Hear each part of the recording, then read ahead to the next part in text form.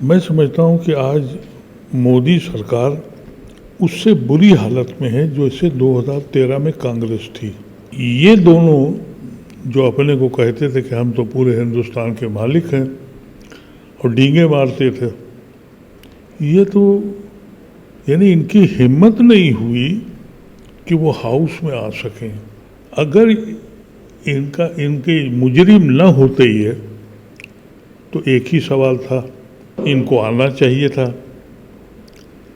और इतनी जुर्रत होनी चाहिए थी, इतना ही कह देते कि साहब हम इंक्वायरी करेंगे ये कैसे हुआ और हम मालूम करेंगे और जिसने ऑर्डर दिया उसको हम सस्पेंड करेंगे, निकालेंगे।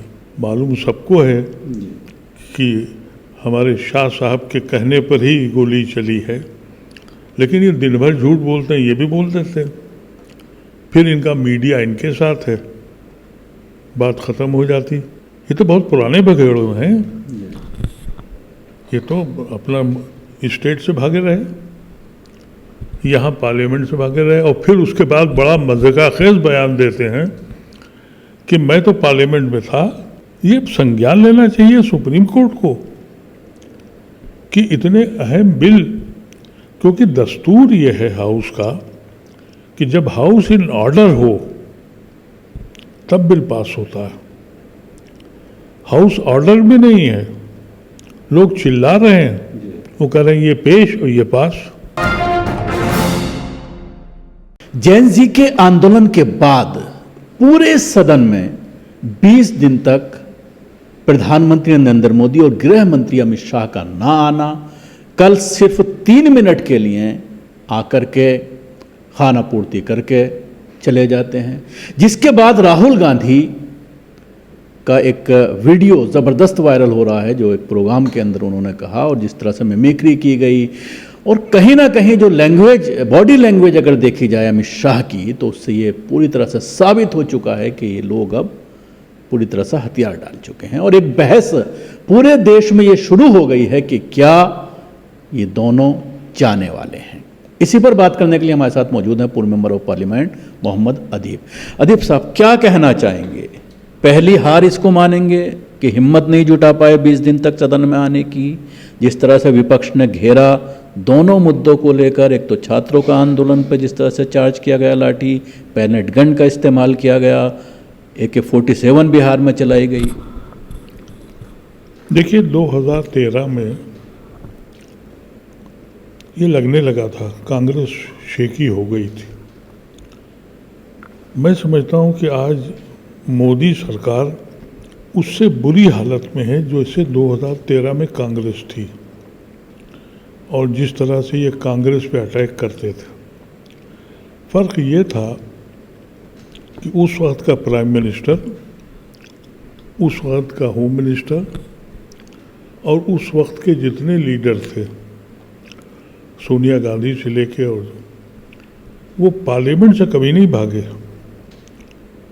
मुझे वो वक्त भी याद है, मनमोहन सिंह बोल रहे हैं उनके सामने, उनके मुंह के सामने ये भाजपाई चिल्ला रहे हैं और कोई दकीका उठा नहीं रखा मनमोहन सिंह का।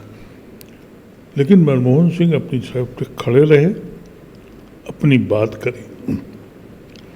ये दोनों जो अपने को कहते थे कि हम तो पूरे हिंदुस्तान के मालिक हैं और डींगे मारते थे, ये तो यानी इनकी हिम्मत नहीं हुई कि वो हाउस में आ सकें। अगर इनके मुजरिम न होते ही है तो एक ही सवाल था, इनको आना चाहिए था और इतनी जुर्रत होनी चाहिए थी, इतना ही कह देते कि साहब हम इंक्वायरी करेंगे ये कैसे हुआ और हम मालूम करेंगे और जिसने ऑर्डर दिया उसको हम सस्पेंड करेंगे, निकालेंगे। मालूम सबको है कि हमारे शाह साहब के कहने पर ही गोली चली है, लेकिन ये दिन भर झूठ बोलते हैं, ये भी बोल देते हैं। फिर इनका मीडिया इनके साथ है, बात ख़त्म हो जाती। लेकिन वो चोर की दाढ़ी में तिनका और इनके बारे में तो आप पहले से जानते हैं। ये कहें अपने को चाहे कितना ही बड़ा पटेल बता दें और चाणक्य बता दें, लेकिन इनकी तो तारीख है, आपको पता ही है। ये कितने दिनों तक गुजरात से भागे रहे, ये तो बहुत पुराने भगेड़े हैं।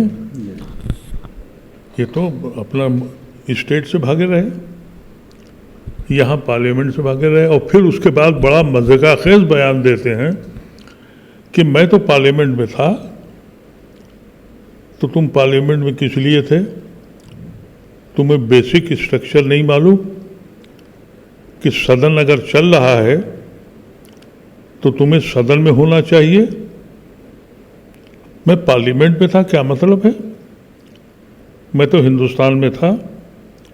अरे भाई, तुम्हारी जिम्मेदारी है, और वो बिल जो तुम्हें पेश करने हैं, वो बिल तक तुम पेश करने नहीं आए। आज मैं समझता हूं कि ये बात बिल्कुल वाज़ेह हो गई है कि अगर यही हालत रही तो ये आगे चलने वाले है नहीं। सबसे ज़्यादा दर्दनाक हालत उन लोगों की है जिनको ये लुभा के या दबा के या डरा के अपने यहाँ लेके तोड़ के आए थे।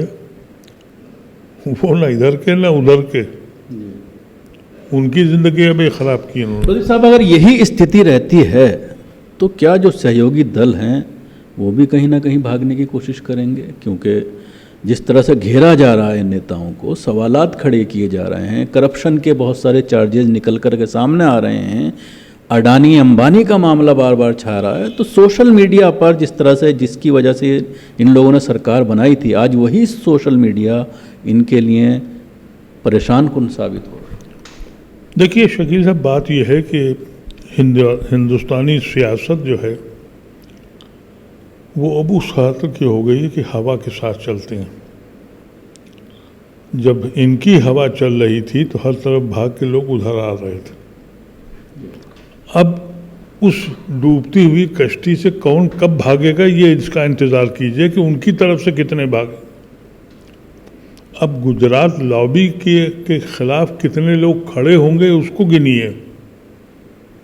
और क्योंकि इनको वापस जाना है, आप देख ही रहे, टीएमसी के 3 मुस्लिम एमपी बहुत उचक के गए थे, न इधर के न उधर के, अपनी कॉन्स्टिट्यूंसी में घुस नहीं सकते। यही हाल और लोगों का भी है। तो उल्टी हवा चलेगी जब ये आज का जो पॉलिटिशियन है, जिसको हम नेता कहते हैं, ये बग़ैर आइडियोलॉजी के, ये बग़ैर टोटी के वो हैं, जब चाहे जिधर ढल जाए। अब इनको ये पता लग गया, चूल्हें हिल गई हैं। जिनको वो सबसे ज़्यादा मजबूत समझते थे और जो सबसे ज़्यादा सीना फुलाते थे, वो उनकी हिम्मत नहीं हुई कि वो पार्लियामेंट में खड़े होकर ये कह सके। इतना ही कह देते कि हम इंक्वायरी करेंगे। क्या परेशानी थी? मुकाबला कर रहे हैं मनमोहन सिंह से। अरे उसके साथ तो इतना सितम किया है। मैं उस वक्त हाउस में था, मेरे सामने उसके ऊपर आ गए। और ये जो मौजूदा जो इस वक्त एक बात ये कही जा रही है किरण रिजिजू के जरिए कि बहुत बड़ा नुकसान हो रहा है, पैसा बर्बाद हो रहा है, सदन नहीं चलने दिया जा रहा। पुराने कुछ वीडियोस उसको लेकर के अभी सामने आए हैं कि पिछली सरकार में, मनमोहन की सरकार में, जब ये लोग सदन नहीं चलने दे रहे थे तो उस वक्त 2 बड़े लीडरों के, सुषमा स्वराज और अरुण जेटली का वीडियो सामने आया है कि कोई बात नहीं है, नुकसान होने दीजिए, ये सब होता है जमहूरियत में। जी, अरुण जेटली का ये बयान था वहाँ। पूरा एक सेशन, पूरा सेशन नहीं चलने दिया कि साहब वो घोटाला हुआ है जी। और उसी घोटाले को अभी सुप्रीम कोर्ट ने ये कहा कि सब फ्रॉड। उस वक्त कपिल सिब्बल ने कहा था कि 0 लॉस है, तो लॉस तो अलग रहा, कहीं बिल्कुल सुप्रीम कोर्ट ने ये साफ कर दिया। उस पूरे सेशन को इन्होंने नहीं चलने दिया था। और जब अरुण जेटली से कहा गया, उनका ये भी जमहूरियत का एक तरीका है, और जब खुद आके पड़ी, लेकिन उन लोगों ने उस वक्त सरकार ने, वो चाहते तो मेजॉरिटी में थे, वो बगैर बहस के बिल पास करा लेते जैसे इन्होंने करें। गजब है, 3-3 मिनट में बिल पास। ये बेशर्म लोग हैं। ये संज्ञान लेना चाहिए सुप्रीम कोर्ट को कि इतने अहम बिल, क्योंकि दस्तूर ये है हाउस का कि जब हाउस इन ऑर्डर हो तब बिल पास होता है। हाउस ऑर्डर में नहीं है, लोग चिल्ला रहे हैं, वो कह रहे हैं ये पेश और ये पास, और साहब हमने साउंड पे ले लिया। तो ये पिछली सरकारों ने नहीं किया कभी।